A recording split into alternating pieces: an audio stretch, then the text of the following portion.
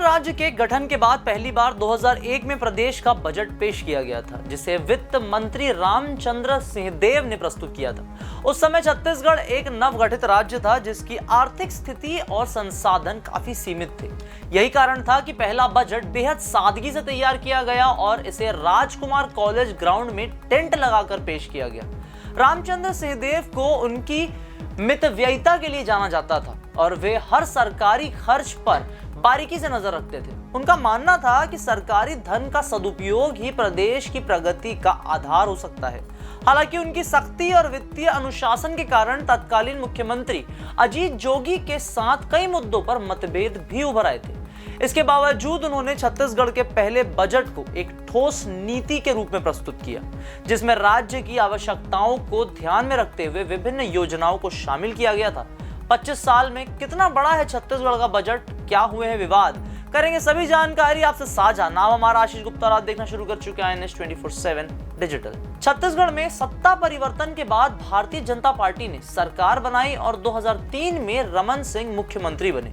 इस दौरान अमर अग्रवाल को वित्त मंत्री नियुक्त किया गया, जिन्होंने राज्य की आर्थिक नीतियों को नए सिरे से परिभाषित किया। 2006 में सरकार के भीतर एक बड़ा राजनीतिक विवाद खड़ा हो गया, जब अमर अग्रवाल और ननकी राम कंवर सहित 12 विधायकों ने मुख्यमंत्री रमन सिंह के खिलाफ मोर्चा खोल दिया था। यह मामला इतना गंभीर हो गया कि इसे दिल्ली के केंद्रीय नेतृत्व तक ले जाना पड़ा। अंततः इस विवाद का परिणाम यह हुआ कि तत्कालीन वित्त मंत्री अमर अग्रवाल को अपने पद से इस्तीफा देना पड़ा। यह घटना छत्तीसगढ़ की राजनीति में एक महत्वपूर्ण मोड़ थी, जिसने यह दर्शाया कि राज्य के वित्तीय प्रबंधन को लेकर सरकार के भीतर भी असहमति थी। 2022 में तत्कालीन मुख्यमंत्री भूपेश बघेल ने बजट पेश करने की प्रक्रिया को पारंपरिक और नवीन दृष्टिकोण से जोड़ा। उन्होंने पहली बार गोबर से बने ब्रीफकेस का उपयोग किया, जिसे रायपुर के गोकुल धाम गौठान में तैयार किया गया था।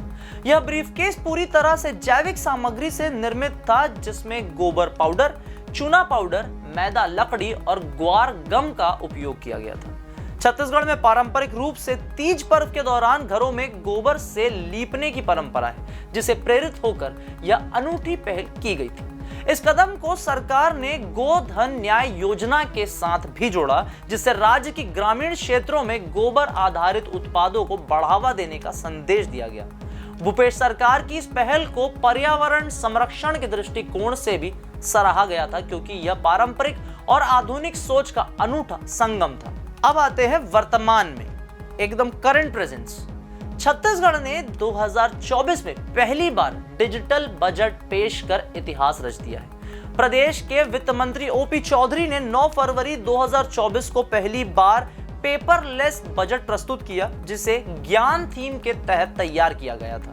इस बजट को एक विशेष ब्रीफकेस में लाया गया था, जिसमें ब्लैक कलर की डिजाइन के साथ डोकरा शिल्प की झलक दिखाई दी। डोकरा शिल्प छत्तीसगढ़ की आदिवासी संस्कृति का महत्वपूर्ण हिस्सा है और इसे बजट प्रस्तुति में शामिल करना राज्य की पारंपरिक कलाओं को सम्मान देने की दिशा में एक महत्वपूर्ण कदम के रूप में देखा जाता है। पेपरलेस बजट न केवल आधुनिक तकनीक को अपनाने की ओर इशारा करता है, बल्कि इससे सरकारी दस्तावेजों की बचत और बजट को डिजिटल रूप में सुरक्षित रखने की सुविधा भी मिलती है। छत्तीसगढ़ सरकार के इस क्षण के बाद से भविष्य में डिजिटल प्रशासन को और अधिक गति मिलेगी। छत्तीसगढ़ के पहले बजट से लेकर अब तक राज्य के वित्तीय आकार में उल्लेखनीय वृद्धि हुई है। जब 2021 में पहला बजट पेश किया गया था, तब इसका आकार मात्र 57,000 करोड़ रुपए था, लेकिन अब 2025 में इसका अनुमानित आकार 1,60,000 करोड़ रुपए तक पहुंच सकता है। यह वृद्धि पिछले 25 वर्षों में राज्य की आर्थिक प्रगति को साफ तौर पर दर्शाती है। जैसे जैसे छत्तीसगढ़ का औद्योगिक, कृषि और सेवा क्षेत्र मजबूत हुआ है, वैसे वैसे बजट का आकार भी बढ़ता गया। शुरुआती वर्षों में जहां राज्य की प्राथमिकता बुनियादी ढांचे और कृषि विकास पर केंद्रित थी, वहीं अब स्वास्थ्य, शिक्षा और डिजिटल परिवर्तन पर भी विशेष ध्यान दिया जा रहा है। छत्तीसगढ़ का बजट अब आधुनिक प्रशासन की नई सोच के साथ आगे बढ़ रहा है, जिसमें परंपरा और तकनीक का समावेश देखने को मिलता है। तो ये है छत्तीसगढ़ में हो रहे 2025 के बजट के ऊपर उसके हिस्ट्री से लेके करंट डेट्स तक की अपडेटेड रिपोर्ट।